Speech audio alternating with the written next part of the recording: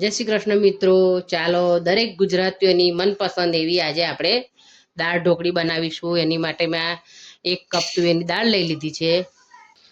અડધો કલાક માટે આપણે એને પલાળી દઈશું. દાળને પલાળીને જ હંમેશા વાપરવી. પલાળીને વાપરવાથી એમાંથી જે યુરિક એસિડ હોય તે એ નીકળી જાય છે, જે આપણા શરીરને નુકસાન કરતું હોય છે. એટલે અડધો કલાક માટે એને પલાળી અને પછી ઉપયોગમાં લેવી. લોટ બાંધી લઈશું. એની માટે મેં આ ઘઉંનો લોટ લઈ લીધો છે 2 કપ. ટેસ્ટ મુજબ મીઠું ઉમેરીશું, મરચું પાવડર ઉમેરીશું, હળદર ઉમેરીશું, થોડો ગરમ મસાલો ઉમેરીશું, ધાણા જીરું ઉમેરીશું, જીરું ઉમેરીશું હાથેથી મસળીને, અજમો ઉમેરીશું, તેલ ઉમેરીશું 2 ચમચી જેટલું. બધી સામગ્રીને મિક્સ કરી લઈશું સરસ. થોડું થોડું પાણી ઉમેરીને આપણે લોટ બાંધી લઈશું. દરેક ગુજરાતીના ઘરમાં ઢોકળી તો બનતી જ હોય છે. સન્ડે હોય અને એવું થાય કે કંઈ બનાવવાનું કંટાળો આવે છે, તો ફટાફટ શું બની જાય, તો દાળ ઢોકળી બની જાય. તો આપણે દાળ ઢોકળી બનાવી દઈએ છીએ. આ રીતે આપણે લોટ તૈયાર કરી લેવાનો છે. આ રીતનો લોટ બાંધી અને તૈયાર કરી લેવાનો છે.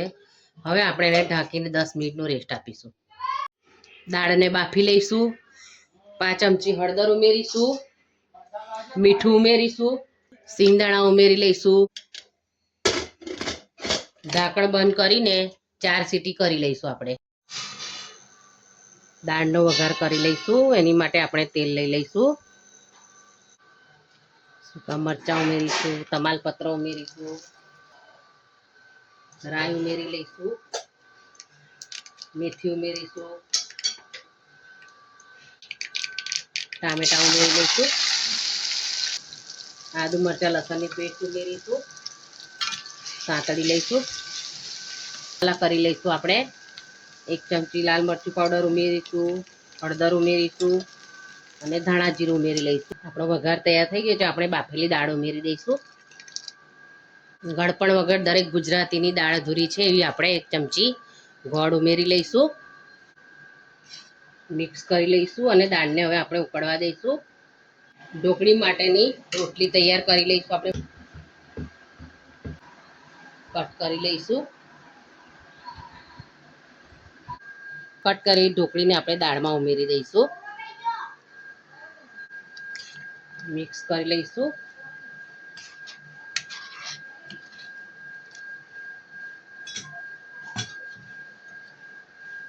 હવે આપણે એને બફાવા દઈશું. મીઠું ઉમેરી લઈશું. આપણે મિક્સ કરી લઈશું બરાબર. દાળ ઢોકળી આપણી સરસ તૈયાર થઈ ગઈ છે. જો લીંબુ નિતારી લઈશું ખટાશ માટે.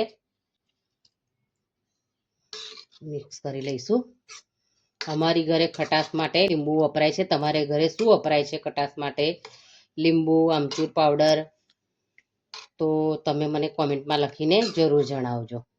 આપણી ઢોકળીનો કલર સરસ આવે એ માટે આપણે એક તડકો ઉપર કરી લઈશું. ઢોકળી આ રીતે જો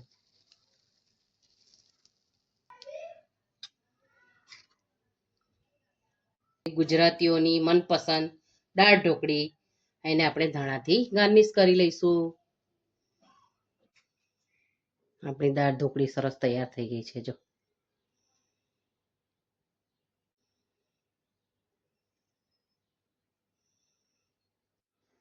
તૈયાર છે. બધા ગુજરાતીઓના ઘરે બનતી અને મનગમતી દાળ ઢોકળી. એને મેં ધાણા ભાજીથી ગાર્નિશ કરી છે. તમે એને ચોક્કસ એક વખત મારી રીતે બનાવજો અને એન્જોય કરજો. ત્યાં સુધી ફરી મળીશું આપણે મારી નવી રેસિપીમાં. ત્યાં સુધી થેન્ક્સ ફોર વોચિંગ.